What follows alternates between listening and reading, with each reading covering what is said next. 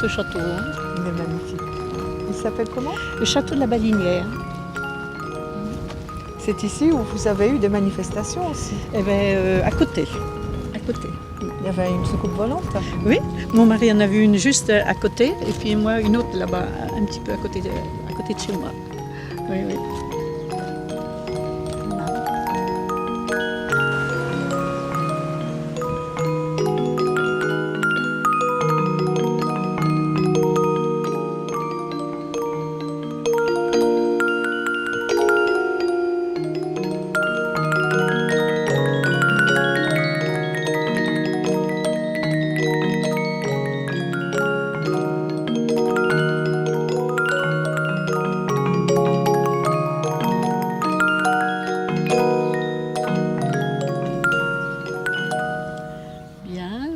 Je me présente, je m'appelle Mijo et j'habite dans la région nantaise, dans le Sud-Loire.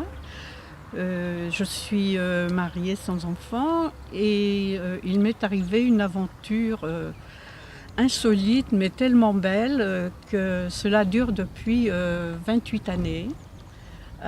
Cela a commencé en juin 1977.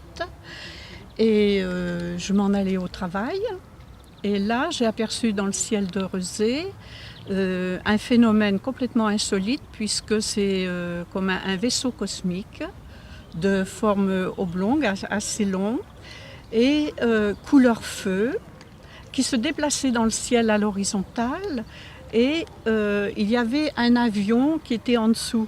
Donc je voyais la différence de la masse, elle était énorme par rapport à cet ovni, quoi. Et l'avion lui aussi laissait une traînée et je voyais l'ovni qui le dépassait. J'avais un champ visuel très très très large, donc je pouvais admirer ça pendant tout un moment.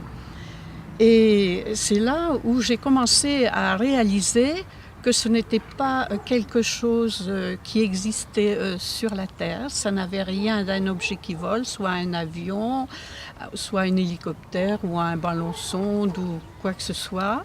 En fait, c'était vraiment quelque chose d'extraordinaire qu'on n'a pas l'habitude de voir.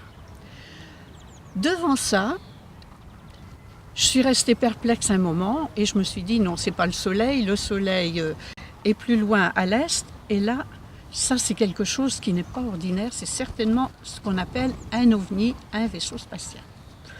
Bon, et je suis partie au travail, là-bas dans le magasin, je parle à deux collègues, je dis oh les filles, j'ai vu une soucoupe volante, elles sont mises à rire, moi aussi parce que ça sortait tellement de l'ordinaire.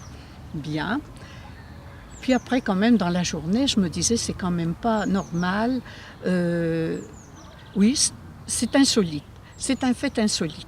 Et là, je me suis dit, mais ce sont des intelligences qui viennent d'ailleurs, qui viennent nous visiter. Elles ont certainement un but, lequel je ne savais pas. Vraiment, j'étais expectative devant tout ça. Je me disais, mais qu'est-ce qu'ils veulent nous faire comprendre? Bon. Et puis, bon, après, les jours ont suivi, j'ai oublié cette chose-là. Et il y a eu, après, vers le mois de mars de l'année d'après, parce que là, c'était en juin 77, donc c'était au mois de mars 78, au-dessus d'une maison en face chez moi, il y a eu un cône lumineux qui était en substantation et qui restait là, sans bouger. C'était blanc. Je disais, mais c'est pas normal que ça tient tout seul comme ça dans les airs, c'est pas normal. J'ai resté à regarder et à un moment, c'est parti à toute vitesse. Je me disais, alors là, ça c'est quelque chose. Et le même mois, dans ma chambre, on m'a réveillée en pleine nuit, c'est-à-dire par télépathie. C'était bien la première fois de ma vie où j'entendais, où on me parlait par télépathie. On me disait « Madame, Madame ». Alors, bien sûr, ça m'a réveillée. Mon mari qui était à côté de moi n'a pas bougé. Et j'ai vu dans l'angle de la chambre